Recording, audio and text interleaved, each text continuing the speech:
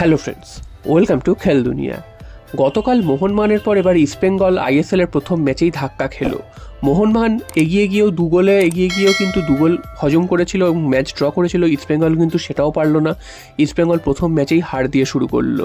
তো ম্যাচে একটাই গোল হয়েছে, সেটা বেঙ্গালুরু এফসি করেছে। 1-0 গোলের ব্যবধানে ইস্টবেঙ্গল হেরে গেছে। ম্যাচে লাল কার্ডও হয়েছে, সেটা ইস্টবেঙ্গলের পক্ষে গেছে। ইস্টবেঙ্গলের 10 জনে খেলতে হয়েছে শেষের দিকটা। তো সব মিলে কিন্তু ইস্টবেঙ্গলের সেই হতাশাজনক পারফরমেন্স আবার স্টার্ট হয়ে গেল, যেটা কিন্তু প্রত্যেক বছর আমরা দেখে এসেছি। এবার ইস্টবেঙ্গল অনেক ভালো দল করেছে, অনেক শক্তিশালী সব প্লেয়ারদের নিয়েছে, তারপরেও কিন্তু প্রথম ম্যাচে হার আটকাতে পারলো না। ডুরান্টে যেখানে শেষ করেছিল, যেই ভুলগুলো করেছিল, সেই ভুলগুলো কিন্তু আজকের ম্যাচেও করেছে। উল্টো দিকে বেঙ্গালুরু এফসি খুব স্ট্রং না হলেও তারাও কিন্তু বেশ কিছু ভুল করেছে, কোনো একটু খারাপ খেলেছে, কিন্তু তারপরেও কিন্তু তাদের হারাতে পারলো না ইস্টবেঙ্গল প্রচুর সুযোগ পেয়েছিল, সেই সুযোগগুলোকে কাজে লাগাতে পারেনি। তো সব মিলিয়ে প্রথম ম্যাচই হার দিয়ে শুরু হলো ইস্টবেঙ্গলের। এরপর চলে আসি মোহনবাগানের খবরে। মোহনবাগান গতকালের যে ম্যাচটা ড্র করেছে, সেটা কিন্তু খুবই একদম লজ্জার ব্যাপার, কারণ ডুরান্টের ফাইনালে একইভাবে তারা ড্র করেছিল, 2 গোলে এগিয়ে গিয়ে সেই 2 গোল ধরে রাখতে পারেনি। ম্যাচের শেষ দিকে এসে 2টো গোল হজম করে এবং তারপর কিন্তু সেই ম্যাচ টাইব্রেকারের ছিল বলে হেরে যায়। তবে কালকের ম্যাচটা যেহেতু লিগের ম্যাচ ছিল, সেখানে টাইব্রেকার ছিল না, তাই জন্য কিন্তু ম্যাচটা 2-0 গোল থেকে এগিয়ে গিয়েও কিন্তু 2-2 গোলে ম্যাচটা অমীমাংসিত শেষ হয়, অর্থাৎ ড্র হয়ে যায়। তো প্রথম ম্যাচ ড্র হয়েছে, সেটা হয়তো খুব একটা গায়ে লাগবে না, তবে এই যে পারফরমেন্সটা এখান থেকেই বুঝিয়ে দিল যে মোহনবাগানের কোন জায়গাটা দুর্বলতা সবাই জানে, আলাদা করে কিছু বোঝানোর নেই। মোহনবাগানের ডিফেন্সের অবস্থা ততই বছর, তার মধ্যে বিদেশিদের চোট রয়েছে, সেটাও একটা বড় ব্যাপার, এবং সেন্ট্রাল ব্যাক হিসেবে কোনো ভারতীয় প্লেয়ারদের নেয়নি, এটাও কিন্তু একটা মেন ফ্যাক্টর। তো সব মিলিয়ে মোহনবাগানের ডিফেন্সের অবস্থা বেহাল। একদিকে আশিস রায়, একদিকে সুভাশিস, দুজনেই কিন্তু খুব যে ভালো খেলতে পারছে তেমনটা নয়। সুভাশিস এবং আশিস রায় দুজনেই কিন্তু 90 মিনিটের প্লেয়ার না, তাদেরকে কিন্তু চেঞ্জ করা প্রয়োজন, তবে মোহনবাগানের হাতে কিন্তু সেই অর্থে প্লেয়ার নেই। তো এছাড়াও মলিনার কিছু ভুল সিদ্ধান্ত, যার খেসারত কিন্তু মোহনবাগানকে দিতে হচ্ছে।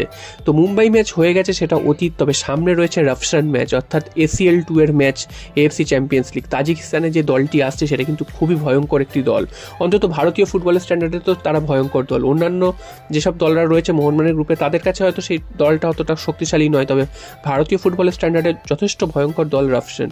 তো সেই রাফসানের বিরুদ্ধে মোহনবাগান কী করবে, এটা ভেবেই শিউরে উঠছে মোহনবাগান সমর্থকরা, কারণ যেভাবে ঘরোয়া দলগুলোর সামনে মোহনবাগান মুখ থুবড়ে পড়ছে, বারবার এগিয়ে গিয়েও সেই লিড ধরে রাখতে পারছে না, সেটা কিন্তু খুবই ভয়ঙ্কর। এছাড়াও মোহনবাগানের ম্যাক্সিমাম প্লেয়ারই কিন্তু আনফিট, যেটা তোমাদের প্রথম থেকে আমি বলে আসছিলাম যে মোহনবাগানের প্রি সিজন ট্রেনিং ঠিক মতন হয়নি, যার খেসারত কিন্তু মরশুমের মাঝপথে গিয়ে দিতে হবে। সেই একই জিনিস শুরু হয়েছে, মোহনবাগানের অর্ধেক প্লেয়ার আনফিট, যেটা দিমিত্রি পেট্রাটসকে দেখে আমরা বুঝেছি। এছাড়াও বাকি বেশ কিছু প্লেয়ারকে দেখেই আমরা বুঝতে পারছি যে প্লেয়াররা আনফিট। তারা কিছুক্ষণ খেলার পর তারা কিন্তু ম্যাচ থেকে হারিয়ে যাচ্ছে, হয় দাঁড়িয়ে পড়ছে বা তাদের দম পাচ্ছে না, সেটা কিন্তু একটা অসুবিধা হচ্ছে।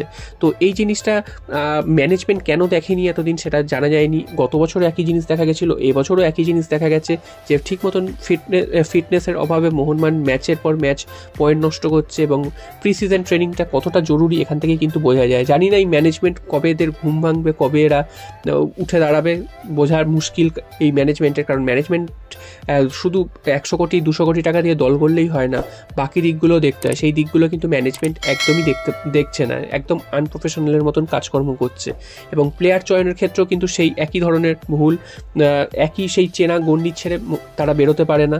তো এই জিনিসগুলো কিন্তু ভাবতে হবে, যার খেসারত কিন্তু মোহনবাগানকে দিতে হচ্ছে। তো আগামী রাফসান ম্যাচে কী হতে চলেছে, এটাই কিন্তু দেখার, মোহনবাগান কীভাবে রাফসানকে মোকাবিলা করে।